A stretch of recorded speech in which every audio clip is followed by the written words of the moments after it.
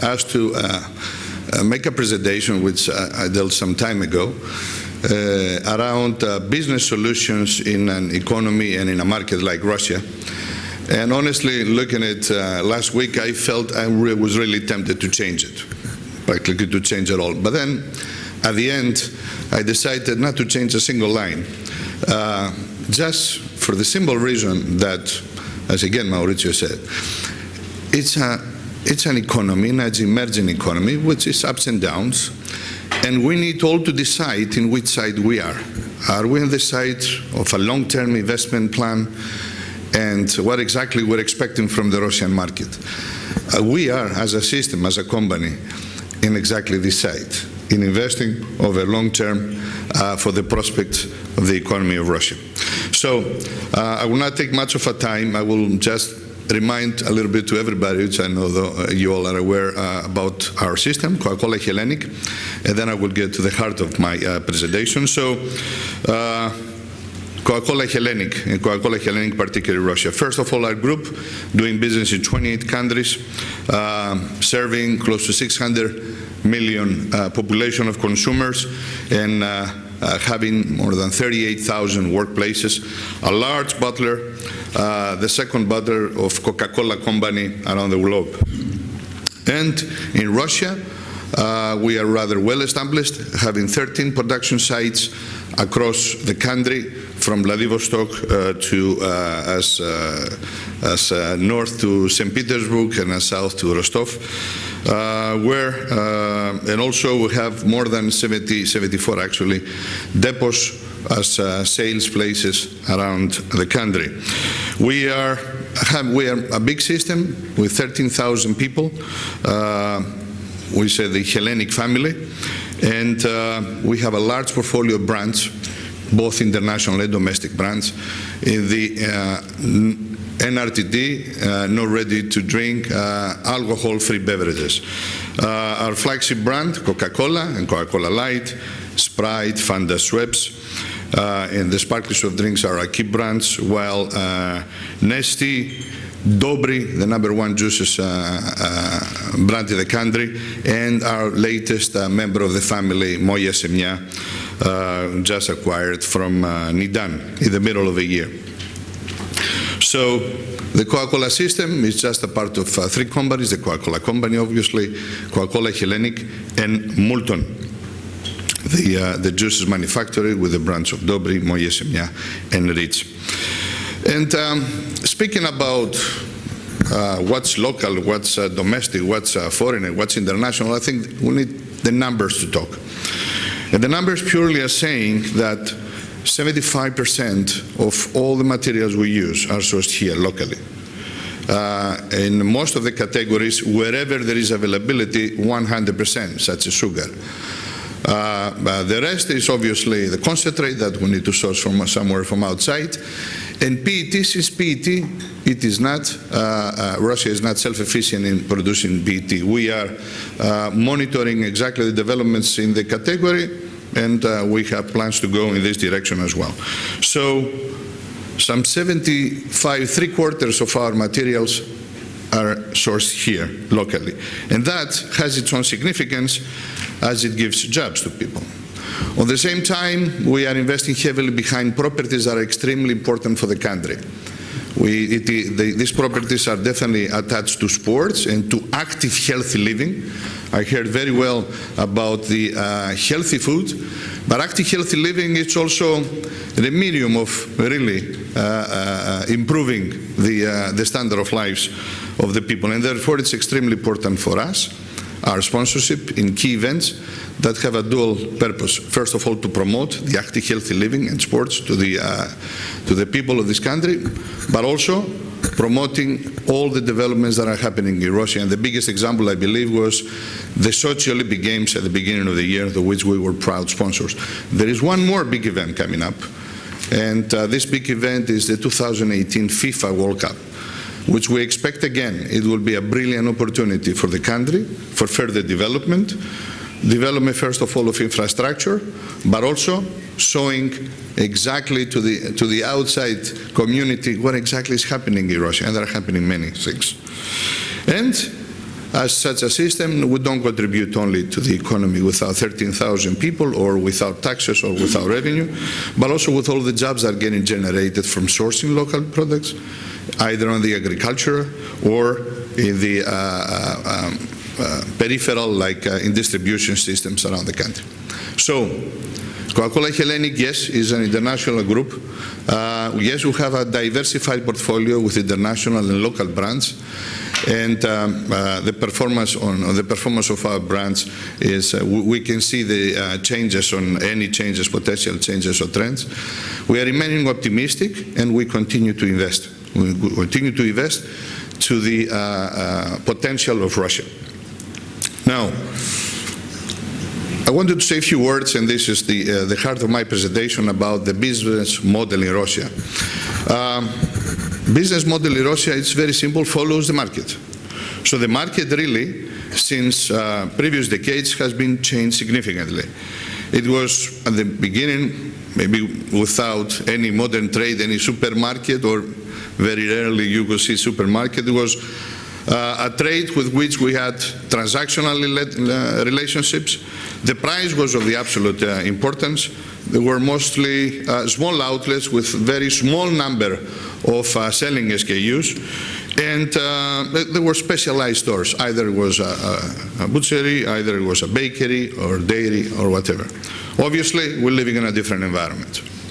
And this environment not only it's already a new status quo.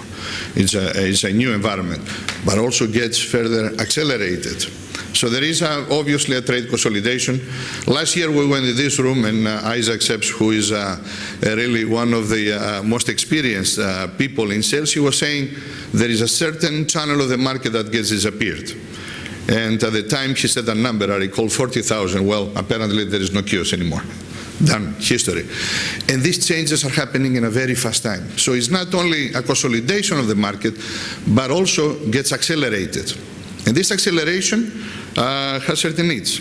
At the same time, the so-called traditional retail, the small outlets, they had the choice either to shut down or to change. So there is also a further transformation on that part as well. So these are changes that happen and now gets accelerated. So let's see each one of them. First of all, the modern trade. The modern trade now has different needs. Now, it's not 100 SKUs or even just a question of this type of SKUs. We're talking about handling a huge number of SKUs in multiple categories. This means, first of all, good news for the consumer. Consumer can find everything. At the same time, it speaks about capabilities. So therefore, the retail now, instead of having a transactional relationship, asks for the suppliers something else. Asks for capabilities to handle these categories. So category management. Either they need to develop, and they are developing, their own capabilities, but also seeking partnerships in the categories where they can find these appropriate capabilities. Product availability it is rather easy, I would say, but also changes its own characteristics. Why? Because from door-to-door execution that was needed some time ago now, the retail chains are consolidating their infrastructure, they're developing their own warehouses, and then they have choices. And then they are developing in an accelerated way their own central warehouses. Now, they need cooperation in order to secure that the product availability on the shelf becomes more and more high, and therefore certain adaptations in all the suppliers' point, route to market needs to happen. At the same time, also the traditional gets transformed from typical tiers that practically, if there are any left, it gets more and more challenged to continue to exist. Shifting to other type of formats, small mini markets that adapting characteristics of modern trade. So from the sales behind the desk, as it used to be right now they're adapting self-service practices. And these small outlets need to get refurbished, have a better environment for shopping, and be innovative in order to make their product and their sales available to the consumers. And of course, there are more occasions getting generated. As people start to go a little bit more out, so we call it on-the-go occasions, as you go out, either while walking or you are sitting in a cafeteria. And with this, new but are not new any longer, smaller channels start to get accelerated, like HoReCa channels and so forth. So in order to meet this new reality, we need to have business solutions across the board. The commercial and the supply chain, and of course in terms of improving, increasing capabilities to adapt these needs. And when it comes to commercial, it's very simple. We do not talk any longer on transactional relationship. We talk about customer collaboration. We're talking about creating value together. When it comes to supply chain, route to market solutions to adapt to new reality. And now more than ever, and this is what is becoming more relevant, securing that the cost base is always the appropriate one. So cost management, we used to say, but now it's more about how, and this is what makes businesses more resilient, from fixed cost we pass into variable cost, and that one requires significant changes. And of course, always people development and improving capabilities. When we say creating value, it starts with a joint business planning, and I don't believe, at least to all international commonwealths that are bringing news. The joint business planning is a process that we all need to go together with our partners in growth, which are the retailers, in order to secure we capture all the opportunities. The key elements is the fundamentals. We need to have a common understanding of where the market goes, and we need to align from the very beginning what we want. So, for instance, as a challenging year, obviously coming at least for the first half of it, we need to agree with our partners what exactly we're expecting for the market and what the market is needed, a pre-alignment. And then it's rather easy. We are putting our targets, we're developing joint scorecards. We do not review different things. We review how we do common things and how exactly we execute our plans against that. And the key then is not if we have the good plan or a night plan, the key is how good it is our execution plan and how we are in a position, in a flexible position, to change anything if anything is needed. The category management is a capability that we all need to develop in our own categories and offer to our partners in order to secure that all opportunities are captured. And there is huge availability of shopper insights that we need to sit down and in an open manner discuss and combine the two strategies into one, because all right, every company has a strategy, but every retailer also has a strategy. Either recruitment strategy, increasing frequency, or increasing the amount per trip. Understanding this strategy, combined with ours, we come into category development joint projects. And those joint projects are developed again together, executing together, and reviewing together. At the same time, as I said, the traditional trade is changing. And therefore, we need to secure we activate those outlets in a way that reflects the new consumer occasions. So, obviously, we cannot have huge availability of SKUs, so we need to secure the SKUs and the articles we choose are matching those opportunities, and we're making our products available on the shelf in order to be picked in a self-service manner. So therefore, over there, it's not about having a big portfolio, it's about securing that we have the right portfolio and we have the appropriate incidence for our products in order to maximize the revenue of the outlet and consequently ours. It's a different process, and over there, capabilities is the most challenging part, as we need to, in our respective categories, we need to be the category consultants for our customers. And as I said, there are several channels, particularly in the so-called immediate consumption, where there are developments. There are growing channels, and in particular in our categories, for very specific and very obvious reasons, that 1/3 of the beverages are consumed at home, all beverages. In our categories, a little bit more, and there is also huge potential on this. This part of the trade gets also organized, so there are chains across the country that are getting developed, and the consumption for the time being is mostly on the urban areas. But the good news is, at least in long time interims like such a year and not a month on month, that the consumption expenditure increases. People start to spend more time out of home, spending money in channels like immediate consumption. And that again has significant impact on how we're presenting, how we're taking advantage of the occasions, and more importantly, with which go-to-market we are attacking this. So all in all, both, I will say, modern trade and traditional trade. The top priorities is behind how we fuel the top line growth. And we need to go from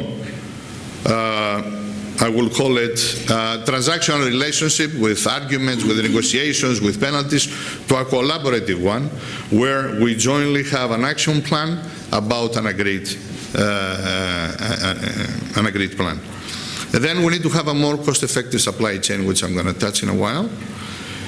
And this one, in order it needs to secure, it has only one target of how to secure that we are very lean from the production line to arrive the product on the shelf. And more importantly, joint value creation.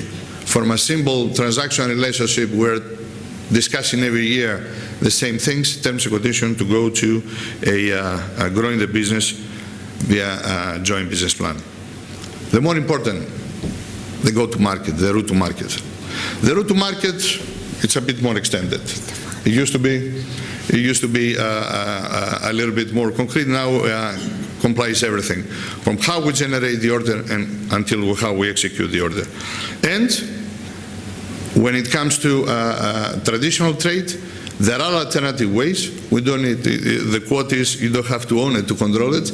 There are ways where we can do it in a way that the key word is to pass from fixed to variable, and also we need to monitor the developments that are happening outside of the market, where a lot of distributors and 3PLs are becoming more and more up to date and eligible to deliver any growth. And obviously, capabilities in terms of infrastructure, compared on IT. The order generation slide you present now, everybody has an iPad, gets an order, but now there are times are passing us. So this is happening now between machines. It's called EDI, Electronic Data Exchange, and the retailers are placing directly the orders on our systems. That one, again, is a development that needs to be taken care of. So, as embracing all this, only one slide about improving capabilities. In capabilities, we need to have segmented improvement of capabilities, both in modern trade and traditional trade, and that happens with many ways. We need to have the trainings, but also we need to have the tools. And on our categories, we believe we do have the ways to do it. So summarizing, as I was asked in very short, I believe that what I said is still the fundamental, and now more than ever we need to go in this way.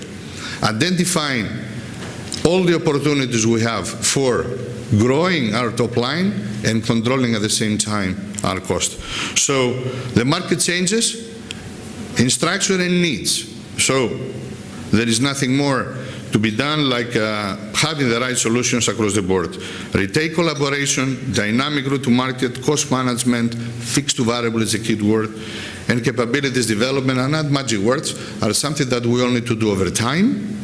And now more than ever, focus on the fundamentals to secure that we are focusing in maximizing the output. That's the only way that we can overcome such hard times. A key word is that something that we say in Hellenic, the best is yet to come. And we have every reason to believe that is yet to come. Maybe not in the short term, but the best is yet to come. First of all, in Russia, the consumption in our categories is still very low, the per capita consumption. So there is future in our categories. But we're matching our destiny and our future in this country with this economy, with this country. And the best is yet to come for Russia, and that is for sure. So therefore, we are here to stay, we are here to continue investing behind the opportunity of Russia. Thank you.